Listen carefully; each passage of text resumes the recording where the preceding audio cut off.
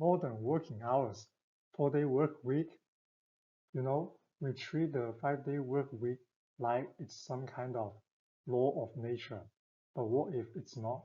What if it's just a habit and maybe a bad one? Today we are diving into a pretty radical idea that's really picking up steam, the 4-day work week.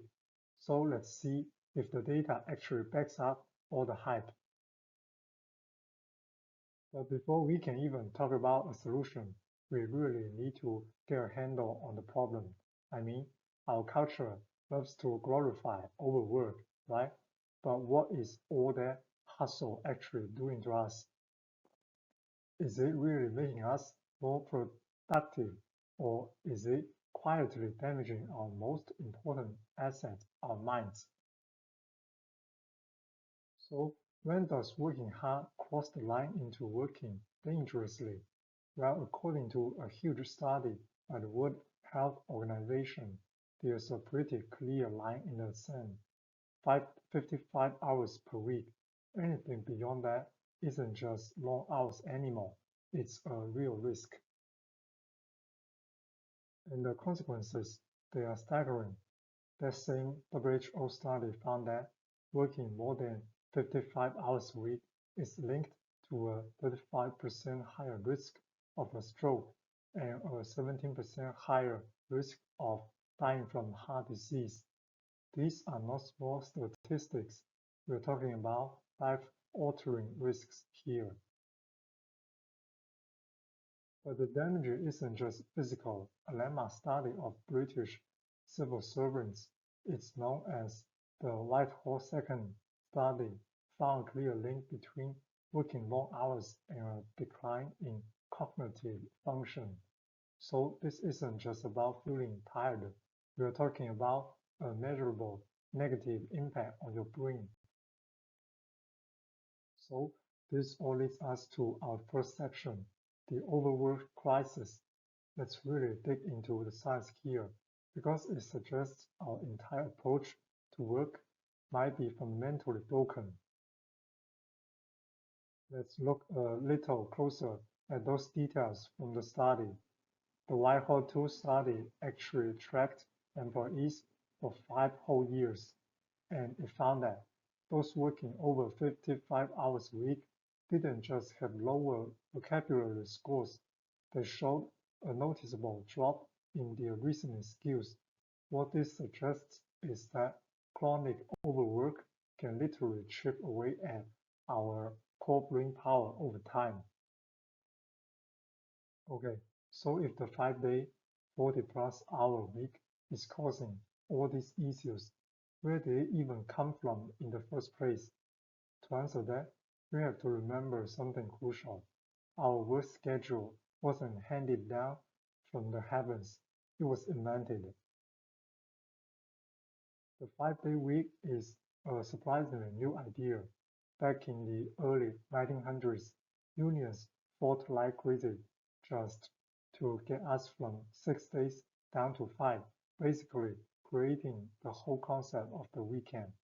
Then by 1930, the famous economist John Maynard Keynes was predicting that technology would let us work just 15 hours a week.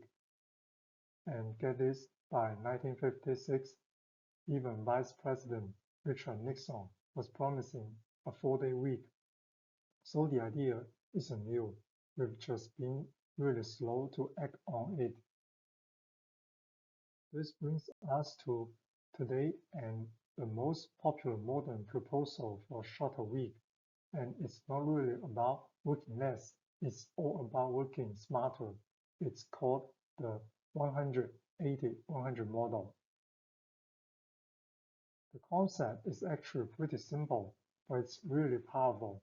So employees get 100% of their pay for 80% of the time in exchange for a solid promise to deliver 100% productivity. The deal is basically that give us our time back and we'll still deliver the exact same results. Let's just break that down really quick. Step 1, your paycheck stays exactly the same. Step 2, you work 4 days, about 32 hours a week. Now the real trick is step 3, keeping up that 100% productivity. This is the secret sauce because it forces everyone to get really serious about cutting out wasteful meetings, distractions, and all that busy work to focus on what actually moves the needle. Okay, so this all sounds great in theory, right? But does it actually work in the real world? Let's take a look at the data from some of the biggest trials that have ever been conducted on this. And this is the big one. In 2022, the world's largest 4-day week trial took place in the UK with 61 companies, and the results, they were just overwhelming. At the end of it, a massive 92% of the companies chose to keep the 4-day week.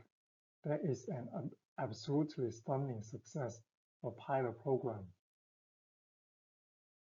And this isn't just about employee happiness, it's about the bottom line. Back in 2019, Microsoft's Japan office tried out a 4-day week and saw sales per employee jumped by an incredible 40%. It's really a powerful proof that working less time can actually lead to getting way more done. One of the very first big trials by a company called Perpetual Guardian in New Zealand, they sum it up perfectly. They described the whole experiment as a total win-win. Their employees were happier, they were less stressed, and the company's performance and productivity actually went up. So the key takeaway here is that these aren't just one-off stories. Whether you look at Ireland, Iceland, the UK, Japan, or New Zealand, the results are just remarkably consistent. You get higher productivity, less stress, lower turnover, and better business outcomes. The evidence is just really compelling. But of course, it's not that simple. We need to add a little bit of nuance here, because rolling out a 4-day week comes with some real challenges and questions that we just can't ignore. This table here reveals a really fascinating gap between what the law says and what people actually do. So France has a legal 35-hour week, but the average person still works less than 31 hours. Meanwhile, the Netherlands allows up to 60 hours, but their average is the lowest on this list, at under 27. It's a really clear sign that a country's workplace culture can be way more powerful than its laws. And this right here brings us to maybe the biggest unanswered question of all. See, most of the successful trials have been in coffee jobs, office jobs, the white-collar work, where you can cut down inefficient meetings to save time. But what about manufacturing, or retail, or nursing? Experts raise a really valid concern. If you can't just eliminate wasted time, does the 180-100 model just force people to work faster and harder, which could actually increase stress and safety risks? That's a debate we are definitely still having. So, with all of this in mind, what does the research say is the sweet spot? If we forgot the 4-day versus 5-day debate for just a second, what is the ideal number of hours to work for peak productivity and well-being? The answer, according to a ton of research on time management and happiness, seems to be 38 hours a week. It's remarkably close to the average in Denmark, which consistently ranks as one of the happiest countries on earth. And here's the research behind the number. One study found the tipping point between feeling constantly rushed and feeling time affluent, basically like you have enough time in your day, was just 1 hour. The sweet spot was 7.6 hours per day. You multiply that by 5 and you get a 38-hour work week. It just goes to show that even a small cut in your hours can make a huge psychological difference. So we end right where we began. The 5-day, 40-hour week was a fantastic invention for the industrial age, a world that frankly doesn't really exist anymore. The data is clear, we can do better. So the question isn't really whether we should change how we work anymore, but what are we going to invent next?